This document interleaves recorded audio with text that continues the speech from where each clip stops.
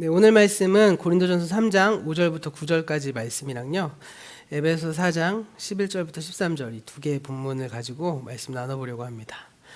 자, 고린도전서 3장 5절부터 9절 말씀 한 목소리 한번 읽어볼게요. 자, 시작. 그렇다면 아볼로는 무엇이고 바울은 무엇입니까? 아볼로와 나는 여러분을 믿게 한 일꾼들이며 주님께서 우리들에게 각각 맡겨주신 대로 일을 하였을 뿐입니다. 나는 심고 아볼로는 물을 주었습니다. 그러나 하나님께서 자라게 하셨습니다. 그러므로 심는 사람이나 물 주는 사람은 아무것도 아니요 자라게 하시는 분은 하나님이십니다. 심는 사람과 물 주는 사람이 하나이며 그들은 각각 수고한 만큼 자기의 삭슬을 받을 것입니다. 우리는 하나님의 동역자요 여러분은 하나님의 밭이며 하나님의 건물입니다. 아멘. 에베소 4장 11절부터 13절 말씀도 함께 보겠습니다. 자, 시작. 그분이 어떤 사람은 사도로, 어떤 사람은 예언자로, 어떤 사람은 복음 전도자로, 또 어떤 사람은 목사와 교사로 삼으셨습니다. 그것은 성도들을 준비시켜서 봉사의 일을 하게 하고 그리스도의 몸을 세우게 하려고 하는 것입니다. 그리하여 우리 모두가 하나님의 아들을 믿는 일과 아는 일에 하나가 되고 온전한 사람이 되어서 그리스도의 충만하심의 경지에까지 다다르게 됩니다. 아멘. 네, 오늘의 주요 주제는 신앙의 성장에 대해서 한번 말씀을 나눠보려고 해요. 네. 오늘 함께 읽어보신 이 고린도전서의 말씀 그리고 에베소의 말씀에 의하면 그리스도인의 신앙의 성장은 각 사람들의 개별적인 성장일 뿐만 아니라 공동체가 함께 이루어가는 그리스도의 몸의 성장이라고 말하고 있습니다.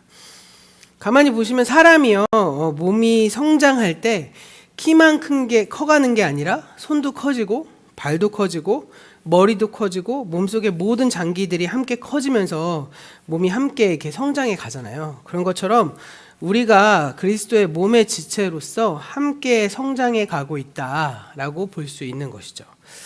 그렇게 그리스도인의 각자의 성장은요, 근데 더 나아가서 그리스도의 몸이라고 할 수 있는 교회의 성장과 아주 밀접하게 관련되어 있습니다.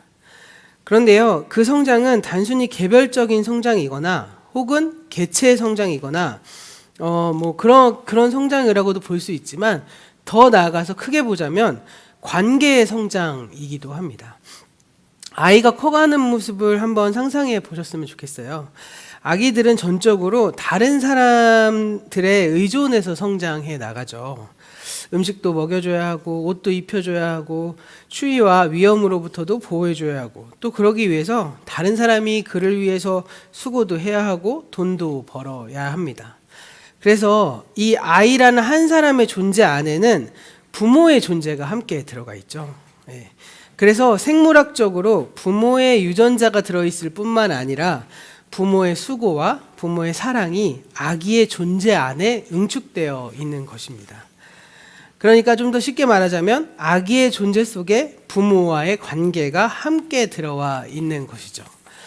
그런 점에서 아기가 성장해서 어른이 되어가는 과정은 몸이 이렇게 발달해가고 성숙해가는 과정일 뿐만 아니라 또 지식이 점점 쌓여가는 과정일 뿐만 아니라 그가 다른 사람들과 맺어가는 관계의 성숙의 과정이기도 합니다.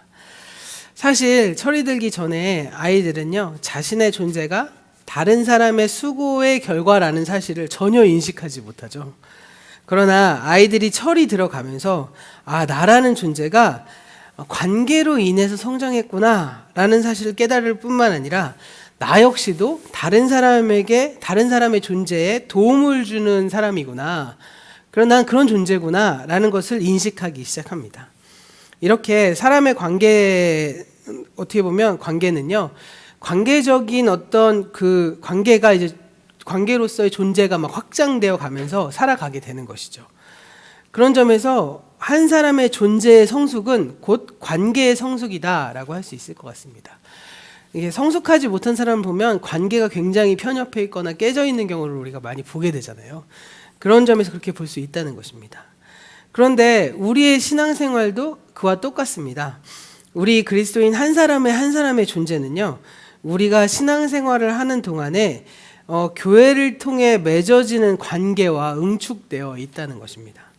그 관계를 통해서, 즉 그 교회를 통해서 우리의 신앙이 태어나기도 하고 자라기도 하는 것이죠. 오늘 말씀인 고린도전서 3장에서 바울은요, 이 세 개의 은유를 사용해서 교회의 존재를 좀 설명하고 있습니다. 먼저 5절부터 9절까지는 교회를 밭에 비유하거든요. 그리고 이어서 10절부터 15절에는 교회를 하나의 건물에 비유하고요. 그리고 16절과 17절 말씀에서 교회를 성전에 비유합니다.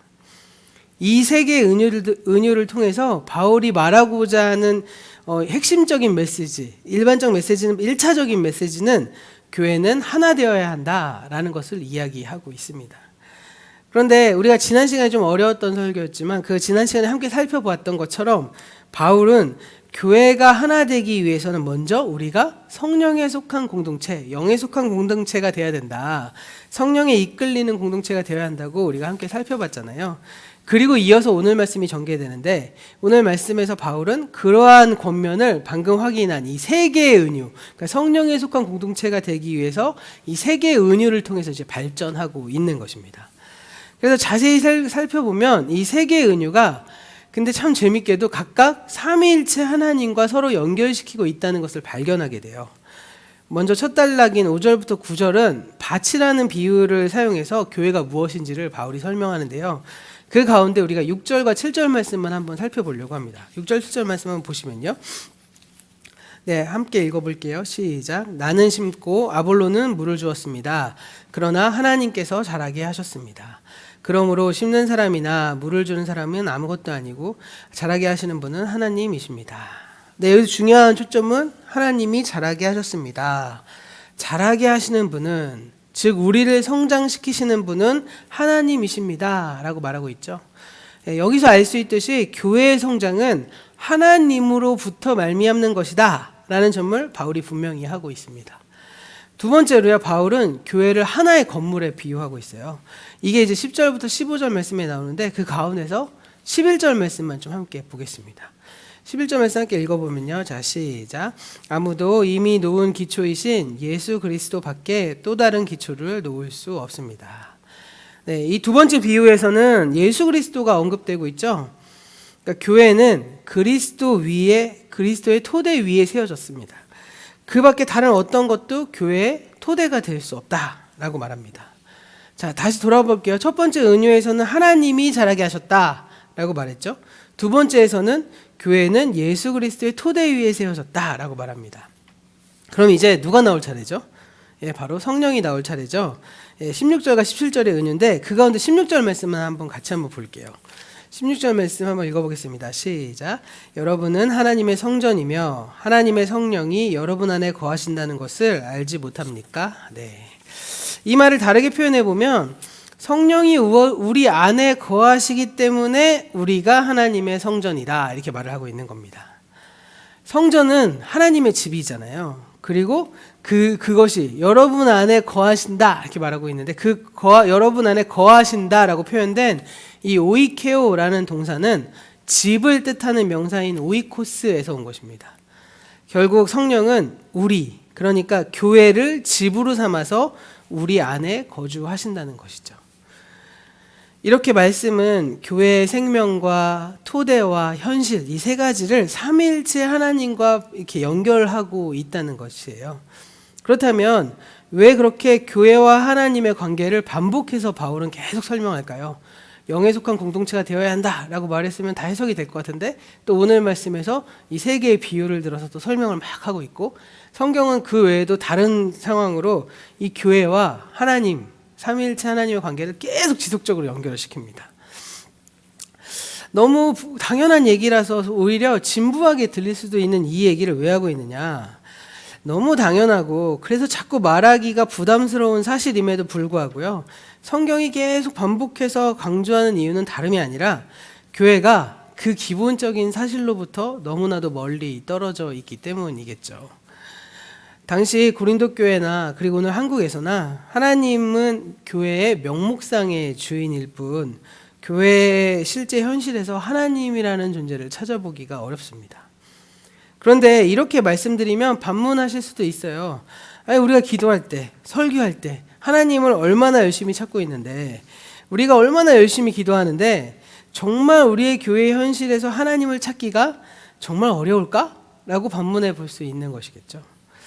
그런데 모두가 인정하듯이 대부분의 경우 우리는요, 필요한 것이 있을 때에야 하나님을 찾는 경향이 있습니다. 문제가 생겼을 때 하나님이 해결해 주시기를 간구하는 거 너무 당연하죠. 그런데 그럴 때만 하나님을 찾는다는 겁니다.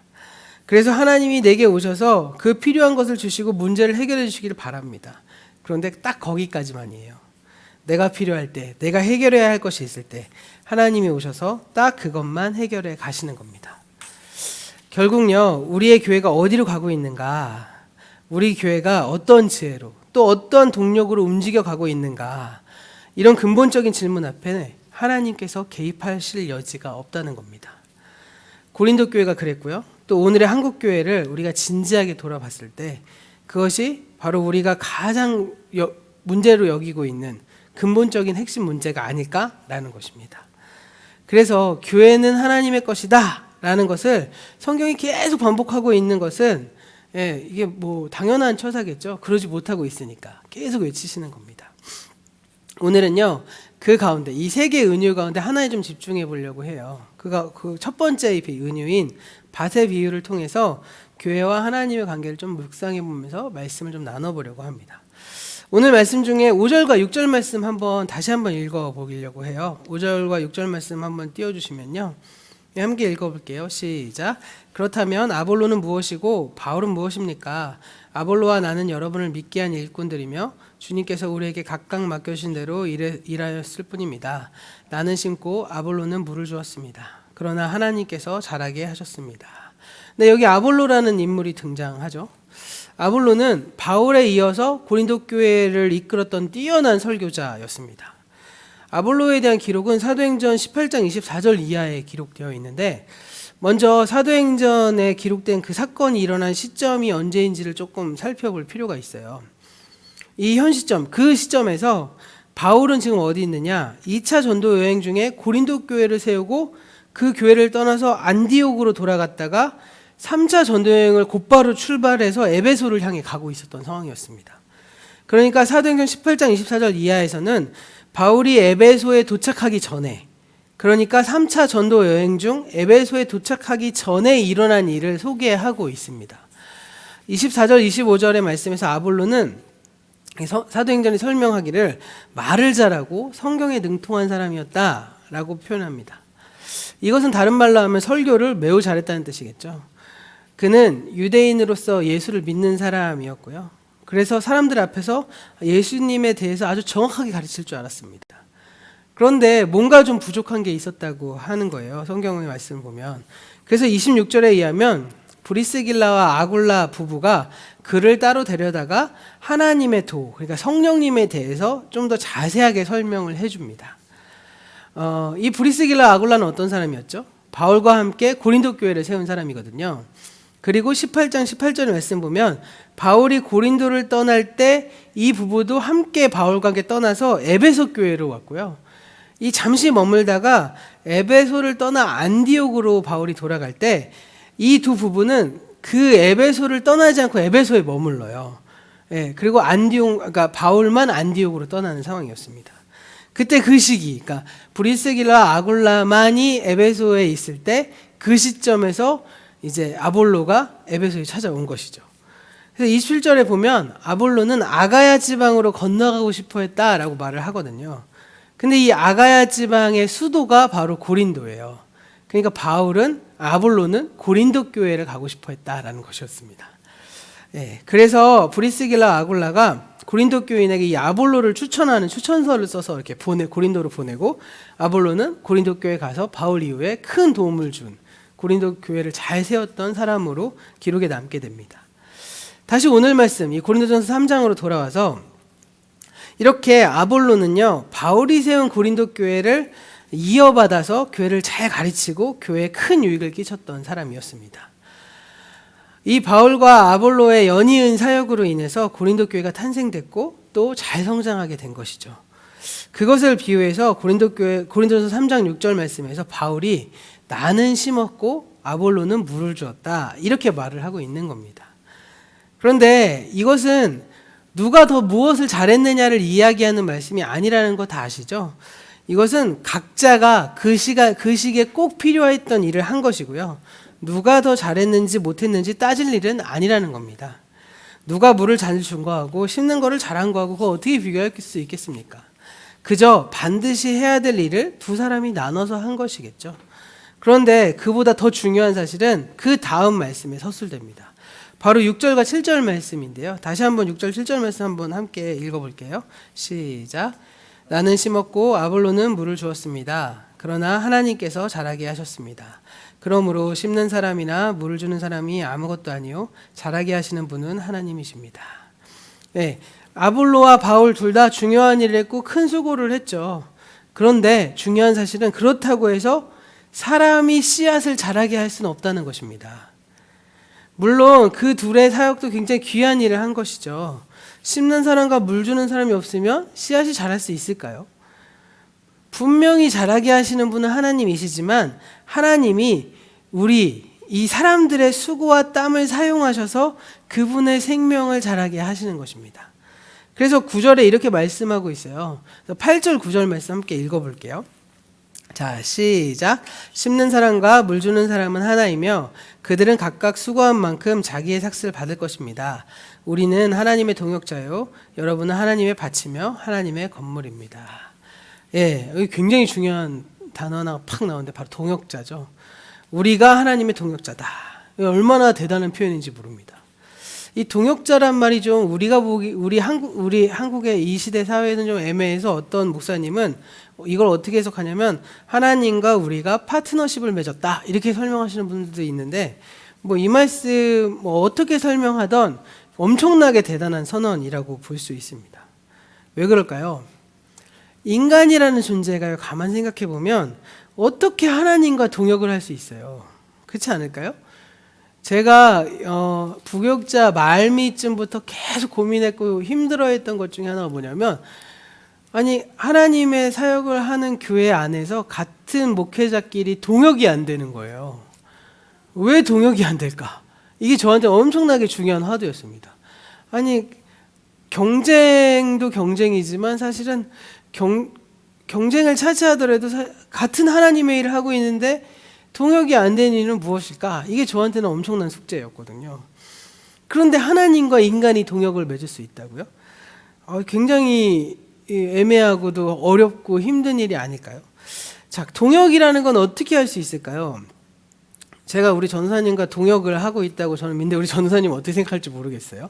네, 전도사님이 목사님과 동역을 해야 한다고 생각해야 저와 동역을 한다고 생각해야 그게 맞는 거 아니겠습니까? 그렇죠? 제가 만약에 부목사면 담임 목사님과 난 동역을 하고 있어 라고 자신감 있게 말을 하는 게 더 동역에 가깝지 않을까요? 왜 원래 담임 목사가 부교육자한테 우린 동역하잖아 라고 말하는 건 어떻게 보면 또 다른 상처일 수 있을 것 같다는 생각이 순간 드네요. 네, 동역이라는 건요 서로 간의 관계와 필요가 깊어져야만 이루어질 수 있다고 저는 생각합니다. 서로 간의 관계가 아무리 깊다고 해도요 동역이 안 되고요 서로 간의 필요가 아무리 깊어진다고 해도 동역이 안 돼요. 관계도 깊어지고 서로 간의 필요도 점점 깊어져야겠죠. 그런데 하나님과 인간이 어떻게 서로 간의 관계가 깊어지고 필요가 깊어질 수 있을까요? 예, 관계는 그렇다 치더라도요 하나님과 인간 사이에 어떻게 하나님이 인간을 필요로 한다? 이게 굉장히 어떻게 들리시나요? 네. 인간이 하나님의 자리에 올라가든지 하나님이 인간의 자리에 내려오든지 둘 중에 하나로 이루어졌을 때 성립이 가능할까요? 저는 둘 다 이루어져야 된다고 저는 생각합니다. 네, 사실 우리는 하나님의 동역자라는 말 그 자체만으로도 설교 전체의 한 부분을 다시 설명해야 될 이야기라서 너무 긴 이야기라서 좀 넘어가고요. 오늘 말씀에서 바울은 뭐라고 말하냐? 우리가 하나님의 동역자다 이렇게 말하고 있다는 겁니다. 이렇게 바울과 아볼로도 하나님의 동역자인 것처럼 우리의 교회, 오늘 우리 이은교회를 세우고 보살펴 오신 여러분, 우리 모두가 다 하나님의 동역자라는 것을 꼭 기억하셨으면 좋겠어요. 뭐 저만 하나님과 동역하는 게 아니고 우리 전도사님만 하나님과 동역하는 게 아니고 우리 모두가 다 하나님의 동역자라는 것이겠죠. 그런데 그것보다 더 중요한 사실이 하나 있다는 거예요. 바로 무엇이죠? 우리의 수고가 아무리 크다고 하더라도 생명을 창조해내지 못한다는 겁니다. 그리고 더 나아가서 그 생명을 자라게 하지도 못한다는 것이겠죠. 오직 자라나게 하는 힘은 생명 자체 내에 있고 그 생명은 하나님께서 주신다는 겁니다. 우리는 단지 그 일을 돕기 위해 섬길 뿐인 것이죠. 만약 하나님께서 생명을 주시지 않고 또 자라게 하시지 않는다면 우리의 모든 수고는 헛될 뿐임을 꼭 기억하셨으면 좋겠습니다. 이렇게 바울은 이 밭의 비유를 통해서 우리가 그리스도의 몸을 세우기 위해 우리의 수고와 하나님의 뜻과 열심이 함께 동역해야 한다는 것을 이야기하고 있습니다. 그리고 그 과정에서 처음에도 말씀드렸듯이 그리스도인의 신앙의 성장이란 곧 관계의 성장이고, 여기서 관계란 하나님과 나, 하나님과 우리의 관계이길 수도 있겠지만 더 나아가서 사람과 사람 사이의 관계도 함께 성장해 가야 하는 것이겠죠. 아볼로가 브리스길라와 아굴라를 만나지 못해서 서로 간에 동역하지 못했다면 성령님에 대해 알지 못한 상태로 고린도로 갔을 것이고, 성령의 은사가 충만했던 고린도 교회 아볼로가 가서 아무리 설교를 잘했다는들 좋은 교회를 세울 수 있었을까요? 이 아볼로와 브리스길라 아굴라의 관계도 성장해서 함께 동역했기 때문에 가능했던 일 아니었겠습니까? 그런데요, 가만 보면 이 문제가 가장 어렵고 힘들다는 거죠. 하나님과의 관계는 그냥 기도하고 말씀 보고 찬양하면 될 것 같은데, 사람 사이의 관계는요 늘 어려운 문제인 것 같습니다. 저는요, 이제 이 말씀 보시는 모두가 다 알다시피 외향적인 사람 아니잖아요. 그래서 사람 사귀는 것도 좀 어려워하고요. 먼저 선뜻 다가가서 막 친밀하게 막 하지도 못하고, 막 저 같은 사람이 가만히 보면 왜 개척을 시작했는지 가끔은 이해 안 되는 측면도 있습니다. 그래서 가끔 제가 제 아내한테 당신이 목회하고 난 장로해야 된다고 이렇게 이야기를 하기도 하거든요. 그러다 보니까 개인적으로 저에게는 사람과 사람 사이에 일어나는 문제를 제가 뭐 조종해서 뭐 해결하는 거는 좀 잘하는 측면이 있지만, 저에게 오는 사람 관계에 대한 문제를 좀 회피하고자 하는 측면이 좀 있습니다. 그래서 내가 그런 경향이 있구나라는 것을 오늘 말씀을 준비하면서 다시 한번 이렇게 생각해 보게 되었어요. 그런데 우리 모두가 이게 이제 데미지가 막 부담감이 크고 적은 차이만 있을 뿐이지, 일상의 삶을 살아갈 때 우리 모두 직장이라든지 교회라든지 늘 관계를 맺어 사람과 사람 사이에서 엄청나게 많은 문제들이 일어나잖아요. 갈등이 유발되고 그 갈등을 어떻게 해결하고 이렇게 이런 일이 일어난다는 거죠. 그럼 보통 이런 갈등이 일어날 때 우리는 어떻게 이 일을 해결하기 위해 접근하고 있는지 한번 생각해 보실 필요가 있을 것 같아요. 가만 보면요, 일반적으로 이 문제를 해결하는 것에는 한 3가지 정도 유형이 있는 것으로 보입니다. 주로 그것은 성격에 따라 달라지거든요. 그 성격에 따라 달라지는데 가장 정신 건강에 좋은 방법은요, 직접 부딪혀서 문제 해결하는 겁니다. 부딪혀서 싸우든지 아니면 막 싸우고 나면 화해하고 막 이렇게 하는 방법이죠. 아니면 점잖게 문제를 제기해서 대화를 해결하든지, 그게 가장 좋은 방법이라고 합니다. 정신 건강에 따라서는요. 사실 대부분의 경우 사람과 사람 사이의 갈등이나 문제는 오해로 인해 발생되죠. 그런 거 직접 만나서 이야기하다 보면 상대방이 꼭 그렇게 나쁜 생각을 가지고 말한 것은 아니구나라는 걸 알게 되고요. 오해를 풀게 되고, 그러면 가장 잘 해결이 되겠죠. 그런데 반대로요, 가장 안 좋은 방법은 무엇일까요? 가장 안 좋은 방법은 속으로 그냥 끙끙 앓고 있는 것이죠. 상대방이 나보다 뭐 나이가 많거나 힘이 있는 사람일 때, 혹은 내향적인 성향이 너무 심해서 그걸 대놓고 말하지 못하고 속으로만 끙끙 앓게 될 때, 그러다 보면 스트레스가 막 쌓여갖고 내 속에 한이 되잖아요. 그게 가장 안 좋은 방법이라고 합니다. 그럼 3번째 유형은 뭐가 있을까요? 마음속으로 그 관계를 끊어버리는 거죠. 저 같은 내향적인 사람인데 약간 용기 있는 사람들이 자주 하는 방법인데, 종종 이런 방법을 선택하는데 그냥 무시해버리고 잊어버리는 겁니다. 저 사람 원래 저런 사람이야. 그냥 내가 똥 밟았다고 생각하자. 그리고 부딪히지 않기 위해서 갈등이 일어난 그 사람과 최대한 동선이 안 겹치게 행동하죠. 대부분의 사람들이 보면 이 2번째 방법으로 끙끙 앓고 있다가 한계에 부닥치면 3번째 방법으로 이제 옮겨 타게 되는 것 같아요. 그런데 사실 사람과 사람 사이에 문제가 발생했을 때 이렇게 서로 거리를 두고 마지막에 끊는 방식으로 해결하는 것이 과연 바람직한 일일까요? 우리가 갈등을 겪는 이유 가운데 하나는요, 서로 간에 거리 조절이 좀 안 되기 때문이죠. 예를 들어서 교회의 경우만 보도요. 저희는 좀 그러지 못했잖아요. 제가 개척을 이번에 이제 3월이 되면 만 3년 차가 되거든요.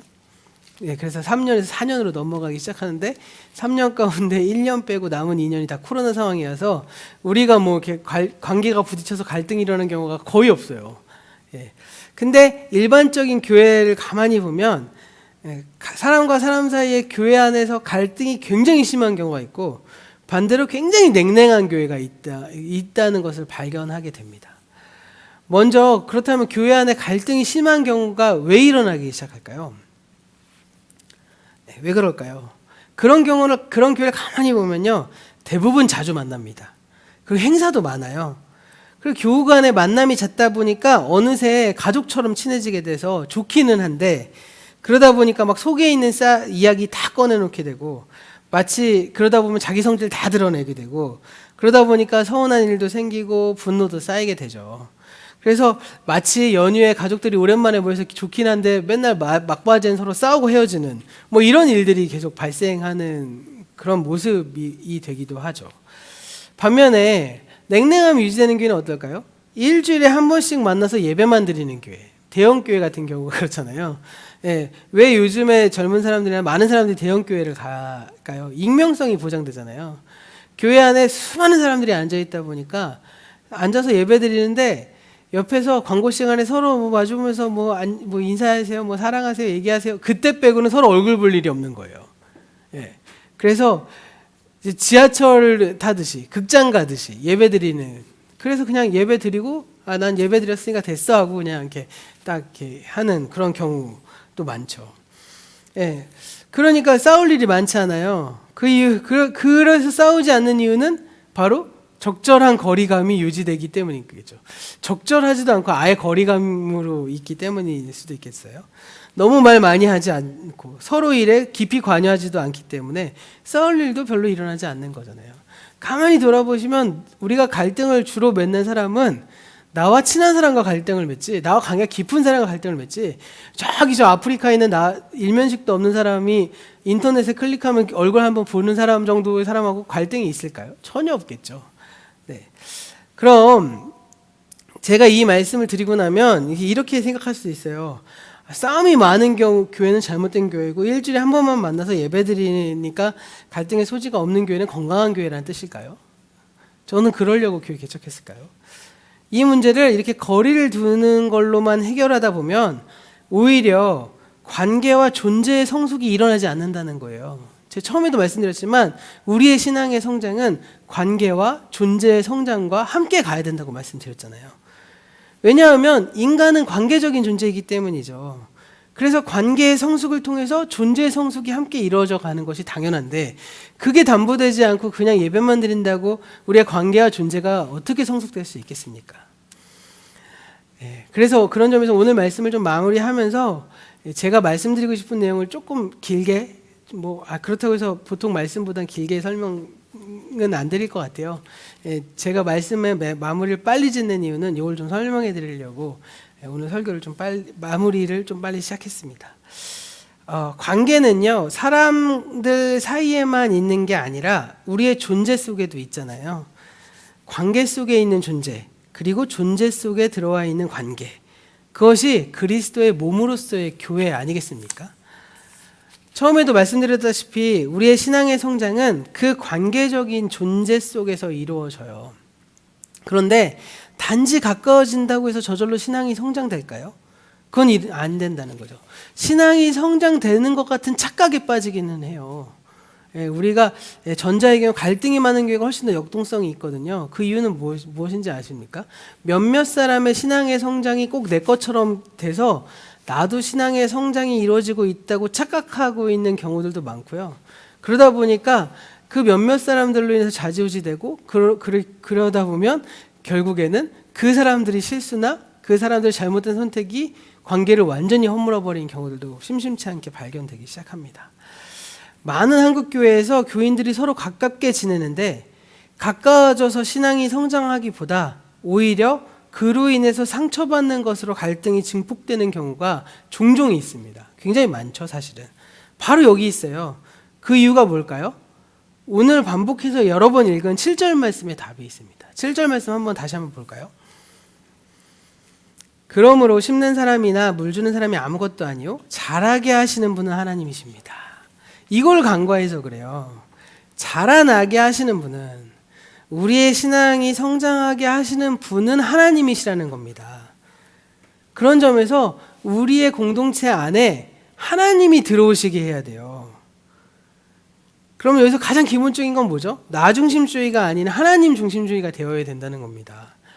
내가 옳은 대로, 내가 편한 대로, 우리 모임 안에서 가장 신앙이 성숙한 사람의 판단대로가 아니라 하나님의 말씀대로, 하나님의 뜻에 따라서 우리 모두 하나님을 기준점으로 삼아서 그분의 뜻에 순종해야지, 누군가의 어떠한 그 기획된 의도 안에 그냥 무조건 순종하고 따라간다? 그건 말이 안 된다는 거예요. 우리 모두가 다 기준점을 바라볼 수 있는 눈을 키우셔야 된다는 겁니다. 그래서 나 중심이 되는 것이 아니라 하나님 중심으로 우리의 시선을 자꾸 돌리는 연습을 해야 되고, 그걸 공동체를 이끄는 분도 자기가 아무리 유도하고 설득하고 싶다고 하더라도 하나님 뜻이 어디에 있는지 자꾸 물어야 되고, 이게 이제 우리 안에 계속 선행되어야 한다는 것이죠.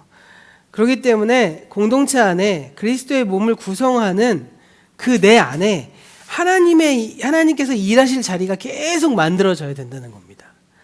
그래서 하나님이 친히 공동체를 이끄실 수 있도록 해야 되는 것, 이게 굉장히 중요한 것이죠. 속도가 빠른 게 중요한 것이 아니라 그 안에서 하나님이 어떻게 일하시느냐가 더 중요하다는 것입니다. 그리고 이렇게 되기 위해서는요, 솔직히 말씀드리면 어느 정도 우리 안에 모험이 필요합니다. 우리가 서로 안에 친밀한 공동체를 추구하되 그것이 한국교회의 실패의 요인이 되었던 그 교제, 그런 공동체성이 아니라 진실한 공동체가 되어야 한다는 것이죠. 그리고 그 공동체 자체가 바로 교회가 되어야만 한다는 겁니다. 속된 말로 저희는 아직 그런 게 없지만 제가 늘 가정교회 원한다고 했잖아요.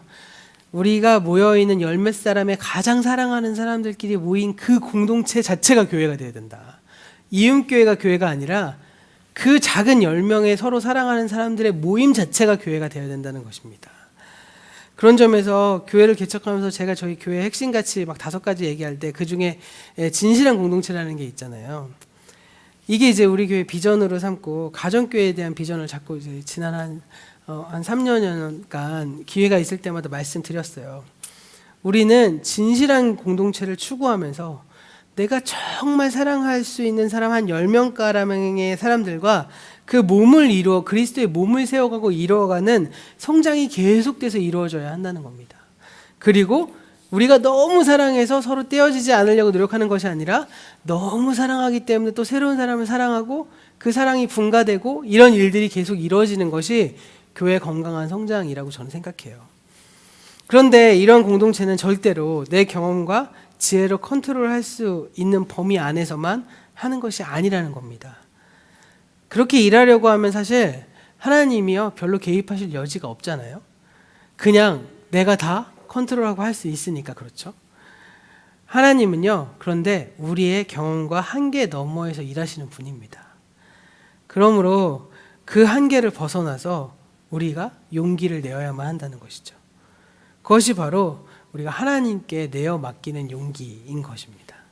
하나님께 내어 맡기고 우리의 한계 밖으로 우리의 존재를 던져내는 그런 용기가 우리에겐 필요합니다.